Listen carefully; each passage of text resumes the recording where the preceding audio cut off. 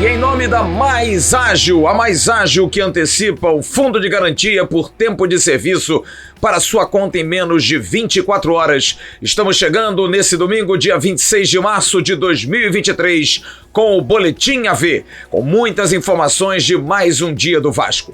A Mais Ágil que dá essa condição a você de, tendo dinheiro depositado, tendo esse dinheiro do fundo de garantia, antecipar. Em menos de 24 horas, a grana cai na sua conta. Você vai ter a oportunidade de fazer o que quiser com o dinheiro. A Mais Ágil tem essa expertise, conhece demais desse riscado e faz você ter essa grana rapidinho. Mais Ágil, que é parceira aqui do Boletim AV no canal Atenção Vascaínos.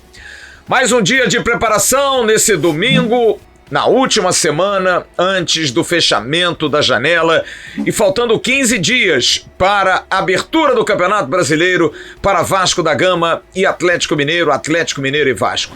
Essa semana é a antepenúltima, a outra semana a penúltima e daqui a 3 semanas o Vasco estreando praticamente com muitas pompas e expectativas, porque não joga uma Série A há 2 anos num jogo dificílimo contra, quem sabe até o futuro, campeão do estado de Minas Gerais, o Clube Atlético Mineiro.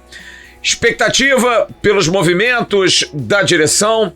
O diretor executivo Paulo Brax continua trabalhando, conversando muito com a dupla Maurício Barbieri e Abel Braga, além do seu time de scout, vendo jogadores, buscando possibilidades, sem fazer um investimento vultoso, sem contratar, colocando tanta grana. Esse dinheiro vai ser mais colocado no meio do ano, mas buscando as oportunidades. Um volante, um meia e um atacante dentro do radar. O mais fresquinho, que está aí mais recente nas informações de contratação, o atacante Lucas Braga. Formação dada na última sexta-feira. O Vasco fez proposta, tentou sondar o Santos de uma forma até a poder fazer esse pagamento, mas o vazamento do negócio pelo Santos, provavelmente, porque a notícia veio de lá, parece até estratégico para tirar um pouco o foco do clube paulista, que está numa situação difícil e qualquer jogador que se negue uma proposta, vamos lá, o Vasco quer o Lucas Braga, o Santos diz não, em cima de um vazamento. O que parece? Que o Santos não está querendo reforçar um adversário. É mais ou menos essa a cabeça. Eu entrei em contato com Paulo Roberto Falcão, o rei de Roma, diretor executivo do Santos, e ele foi lacônico e taxativo no contato que teve comigo. No momento, Flávio, não há nada definido sobre a situação de Lucas Braga. No Vasco, como eu estou informando aqui, há uma dúvida se o Santos vai prosseguir com o negócio. Lucas Braga é um jogador que é aprovado pelo técnico Maurício Barbieri, que conhece o atleta, de enfrentá-lo em São Paulo pelo Red Bull Bragantino. A possibilidade de um dinheiro e um jogador pode ser a saída. O Santos estaria avaliando o elenco do Vasco para saber, menos os titulares, qual jogador poderia pedir nessa negociação. O Vasco não vai indicar ninguém, não vai dizer quem está disponível. Vai deixar o Santos tomar uma decisão. Mas se sabe que 3 jogadores poderiam estar na mira do Santos, pelo menos na escolha. Vinícius, atacante que jogou no Ituano, tem boa repercussão porque jogou bem o Campeonato Brasileiro da Série B, e o Santos estaria perdendo um atacante de lado de campo, poderia ter outro atacante de lado de campo.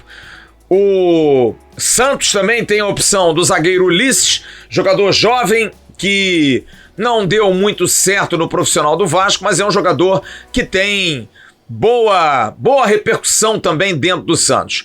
E o maior deles, Zé Gabriel, porque inclusive foi Zé Gabriel o jogador que Odair Hellmann, o técnico do Santos hoje, lançou no Internacional em 2019. Odair Hellmann viu o Zé Gabriel jogando na base com outros jogadores jovens do Internacional e o colocou no time profissional. De repente pode ser a opção mais viável, apesar que Odair Hellmann colocou o Zé Gabriel jogando de zagueiro. E Zé Gabriel agora só quer jogar de volante. Mas essas escolhas vão passar pela semana. O Vasco está disposto a casar uma grana e, dependendo do jogador que o Santos quiser, até adiantar o negócio. Mas hoje não é algo fácil. Esse vazamento, segundo informações de dentro do Vasco, pode ter sido até premeditado. Uma tática do Santos para mostrar ao seu torcedor, já que vive um momento difícil, não chegou às quartas de final do Campeonato Paulista, o Dair Helma sob grande pressão, o clube não consegue fazer grandes contratações, de que pelo menos quando um adversário direto está buscando um jogador do seu elenco, o Santos ainda tem peito para dizer não. Por isso que a situação do Lucas Braga não está tão fácil assim. Brax negocia a busca até o dia 3, mais 2 posições, além desse atacante, como eu disse, na meia e na volância. A meia, principalmente pela saída de Nenê. Aliás, Nenê que não respondeu ao Vasco depois do papo da última sexta-feira, a proposta de não renovação, mas de permanência no clube trabalhando no departamento de futebol, ou então a liberação antes do dia 4, para que Nenê possa ainda procurar um clube. O que pode acontecer, de repente, é Nenê ficar até dia 30 e em algum jogo que vai acontecer, existem 3 jogos até o dia 30 que o Vasco faz. O Vasco pega o Atlético Mineiro fora, Palmeiras e o Bahia. O Bahia no dia 30 de abril. Poderia ser a oportunidade no Rio de Janeiro até de se fazer uma despedida de Nenê. Mas é algo que ainda está muito superficial, porque o Nenê, inclusive, está participando dos treinos. Você está vendo fotos aí, ele não deu nenhum retorno, absolutamente nenhum retorno àquilo que foi proposto pelo Paulo Brax. Mas é expectativa zero por parte do Vasco, porque o Vasco realmente não quer contar mais com o jogador. Andrei, o volante, volta do Marrocos hoje e amanhã estará com o grupo para se integrar, o que vai ajudar demais para o técnico Maurício Barbieri fazer o desenho de uma equipe. O Barbieri vai contar com o Andrei e vem contando com um grupo praticamente completo. Ele vem crescendo nesses dias o trabalho com intensidade, com força, sem ninguém no departamento médico. Marlon, Figueiredo, Capasso e principalmente Luca Orediano vem treinando forte. Aliás, o argentino tem demonstrado muita vontade de crescer na parte física e tá dando para ver já nas fotografias como o Luca Orediano tem melhorado. O jogo com o Atlético Mineiro é um desafio que o Vasco vai precisar suportar. E o Orediano vai ter que mostrar serviço, afinal, foi a contratação mais cara do Vasco da Gama. E esse período de intervalo de quase 25 dias para uma preparação, será que é o ideal? Será que vale? Será que é pouco? Será que é muito? É um tempo necessário para o Vasco conseguir ter uma equipe ainda mais competitiva, principalmente no gás? Porque é aquilo, você pode não ter os craques, mas você ter uma equipe competitiva, forte, de boa intensidade e que vá suportar, por exemplo, um Atlético Mineiro que vai jogar uma final de Série A do Campeonato de Minas Gerais uma semana antes contra o América. O Vasco tem um tempo legal para isso? O Abel Braga falou sobre isso na entrevista da última quinta-feira. Diz que alguns jogadores vão melhorar muito na parte física, mas principalmente a questão da cabeça tática, daquilo que o Barbieri vem montando, principalmente nos clássicos do Rio, para que ele possa aprimorar ainda mais. Para isso, é um tempo bem satisfatório. Primeiro nós vamos ter é um tempo bom.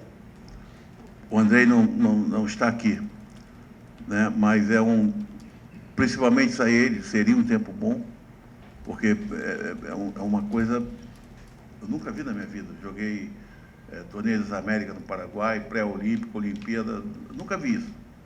Jogar de 40 em 48 horas, nunca vi isso na vida. E ele jogou todos os jogos. Você lembra, o Marlinho machucou? Então, primeiro, um tempo muito bom e hábil para jogadores como o Marlon Figueiredo e o Luca Orediano voltarem ao nível normal, né? Que esses jogadores tiveram que participar de alguns jogos vindo de contusão, né? Quase que um mês. Então, nesse aspecto vai ser bom.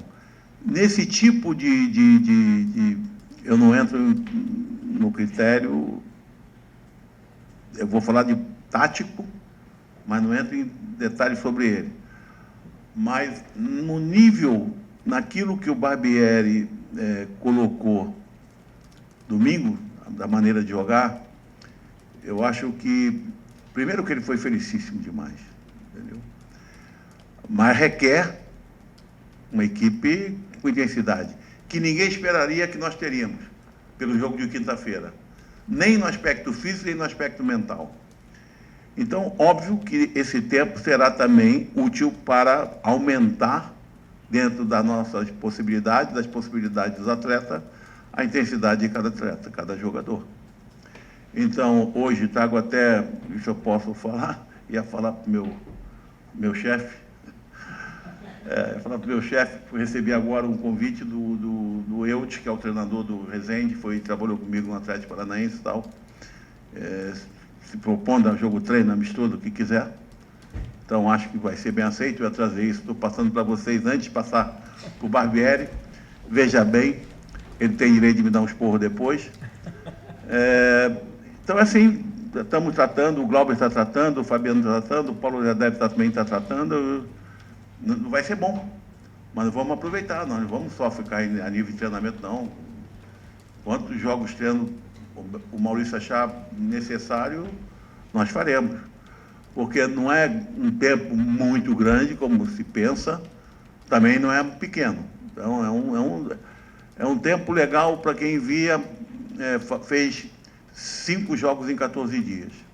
Na terça-feira, o treino vai ser liberado para nós da imprensa, sem filmagens, sem nada, mas para que a gente possa observar. Faço questão de estar lá no dia do aniversário do canal de 4 anos. Estaremos lá para ver o treino, para entender os trabalhos, a forma como o Maurício Barbieri gosta de treinar. E o Vasco vai fazer um jogo treino, um jogo amistoso. E é um jogo amistoso importante, porque o Vasco vai enfrentar na sexta-feira, em São Januário, ainda sem uma hora definida, com transmissão pela Vasco TV, o Atlético. Sim, o Atlético, clube de Minas Gerais, que chegou à semifinal de Minas Gerais e jogou contra o Atlético Mineiro. Foi um belíssimo sparring do Atlético Mineiro.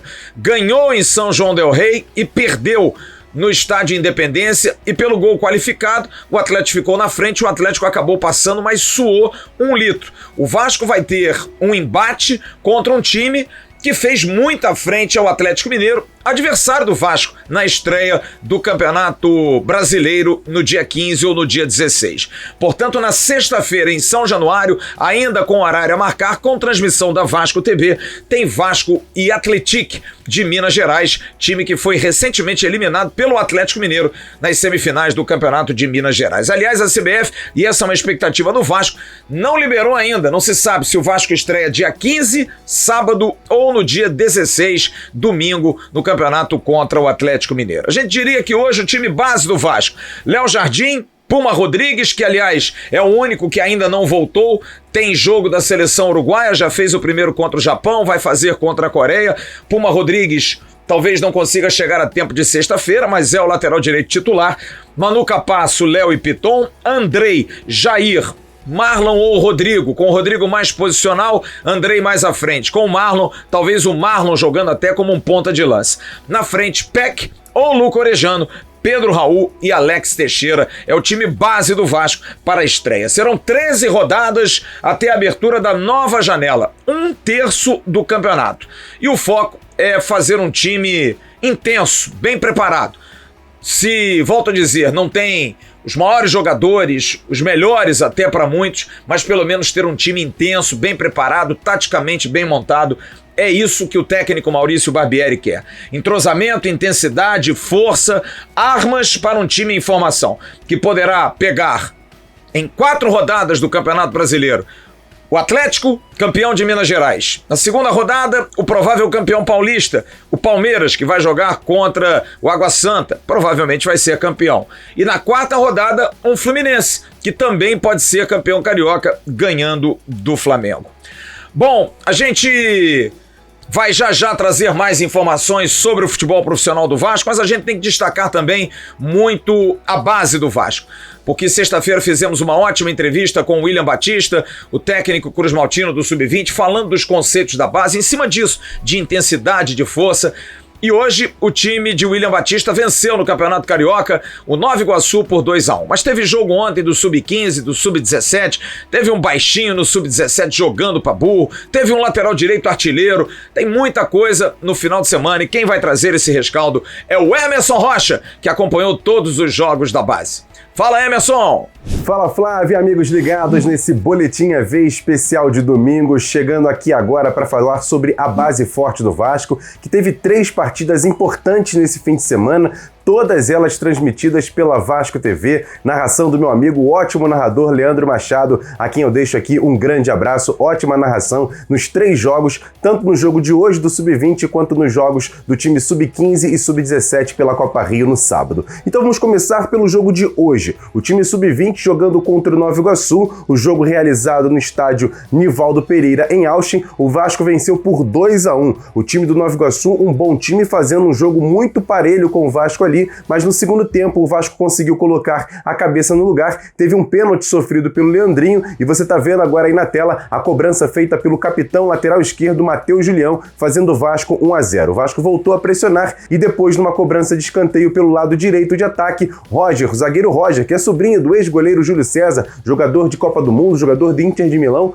o Roger fez o segundo gol do Vasco 2-0. E já no finalzinho, no último lance praticamente da partida, a equipe do Nova Iguaçu descontou 2-1. O Vasco com 2 vitórias em 2 jogos no Campeonato Estadual da categoria, é um dos líderes da competição junto com o Madureira e também o Fluminense. O Vasco agora vai jogar no próximo sábado contra o Boa Vista, 3 horas da tarde, é o próximo compromisso do time Sub-20, treinado pelo técnico William Batista, que hoje no intervalo foi discutir com a arbitragem e acabou sendo expulso e não vai ficar na beira do gramado no jogo contra o Boa Vista. Já no sábado, o time Sub-15 e o time Sub-17 enfrentaram o Serra Macaense pela Copa Rio das categorias e também 2 vitórias importantes, 2 goleadas. O time Sub-17 entrou em campo primeiro e venceu por 7-1, destaque para o Lucas Zucarello, que deu 3 assistências, o Gustavinho, lateral direito, fez 2 golaços, então o time Sub-17 do Vasco também com 2 vitórias e 2 goleadas, a primeira por 7-0 e agora a segunda por 7-1 sobre o Serra Macaense.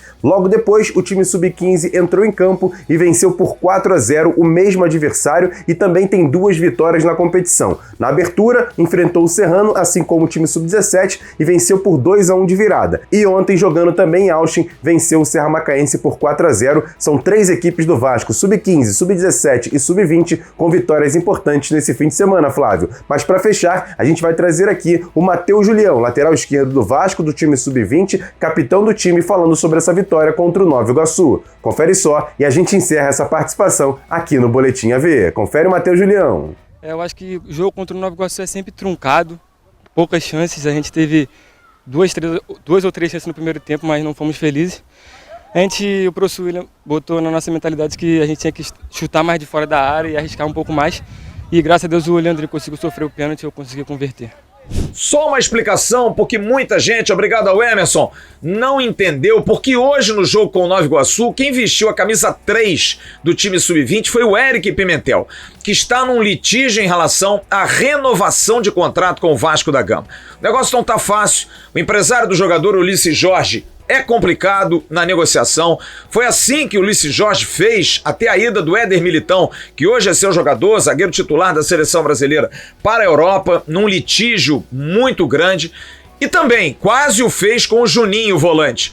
Mas agora com o Eric Pimentel, a tendência é que realmente isso aconteça. O jogador tem contrato até o dia 30 de junho e muita gente estranhou. Mas, poxa, vai botar o jogador para jogar? Porque não havia outro jogador na zaga. Porque Lincoln está no profissional. E Vitão, zagueiro titular, ele teve uma concussão num amistoso contra o Madureira, teve um corte no nariz e uma pancada forte na cabeça e ainda não se recuperou. E o Eric Pimentel tem contrato, teria que jogar. Eu falei com o diretor-geral da base, Carlos Brasil, que me disse isso. Não tem essa situação. Não é porque ainda não renovou o contrato, tendo o contrato até dia 30 de junho, que a gente não vai deixar de botar para jogar. Havia uma urgência e o Pimentel foi escalado tranquilamente, sem problema nenhum. Sobre renovação, o Ulisses Jorge nem responde mais o Vasco da Gama. A tendência é que realmente em 30 de junho Pimentel saia de graça do Vasco, numa manobra não valorizando o trabalho do clube, e o jogador deve ir para a Espanha, deve ir para o Getafe. Outro jogador que também foi criado na base do Vasco e vai jogar amanhã pela seleção do Paraguai e vai se reintegrar a tempo do jogo de sexta-feira contra o Atlético é Matias Galarça. O jogador está na seleção do Paraguai e joga amanhã no Estádio Nacional de Santiago do Chile contra o Chile. Sobre Marlon Gomes, a informação de um possível interesse do Porto, o Vasco não recebeu nenhuma notificação, nenhum contato. Ele tem contrato até 2024, está aí em vias de renovar, mudando de empresário, como a gente já informou há algum tempo. Eduardo Duran não é mais o empresário do Marlon Gomes, ele está vendo que empresário, a princípio alguém da família que vai cuidar, mas nesse instante o Vasco não recebeu absolutamente nada do Porto. Sentaria-se para conversar com alguém do Porto sobre o Marlon Gomes? Claro, se recebe todo mundo e aí tem que se ver o que vai ser proposto, mas nesse instante não passa de especulação. E como notícia final nesse domingo, dia 26 de março, aqui no Boletim AV, expectativas, são duas expectativas, aliás, para essa semana em relação a temas ligados à administração da Vasco SAF. Uma expectativa em relação a alguma atitude do caso do Maracanã. Daqui a 30 dias, praticamente, acaba a concessão provisória do Flamengo e do Fluminense para a gestão do Maracanã. E há uma expectativa de, pelo menos, porque o Tribunal de Contas já fez até essa sugestão ao governo do estado, de que o Vasco da Gama seja chamado para poder estar na mesa de discussão como um interessado. Para a 7ª concessão, o Vasco quer participar, o Vasco quer estar. E se tiver que fazer uma proposta, a proposta do Vasco, segundo a Vasco SAF, é muito melhor que a proposta de Flamengo e Fluminense. Está nas mãos agora do governador Cláudio Castro e também do secretário da Casa Civil, que precisa dar uma posição oficial, né, para saber se realmente a coisa é feita de forma transparente e legal, porque o Vasco quer participar e é de todo o direito. E também uma manifestação por conta da questão do sócio-torcedor. Muita gente com o sócio-torcedor vencendo no início de abril. Abril é o mês em que se inicia o Campeonato Brasileiro e muito torcedor preocupado de ter o seu plano findado, não ter como renovar e não conseguir ver o jogo do Vasco. Urge que a direção da Vasco SAF possa dar uma satisfação em relação à questão do sócio-torcedor, porque tá todo mundo aflito, todo mundo querendo saber. E aí, vou poder ver o jogo? Quero renovar. É o povo que tá querendo renovar, tá querendo dar dinheiro ao Vasco e o Vasco precisa se manifestar. Amanhã de manhã tem programação no AV+, e tem também, bem cedinho, aqui no canal Atenção Vascaínos, o Bom Dia Gigante com o Emerson Rocha, e a gente vai ter à noite a nossa tradicional live para falar do Vasco da Gama. Grande abraço a todos vocês, bom domingo, tchau. Levantamento para Roberto Dinamite, sozinho, atenção, vai enfiar, gol!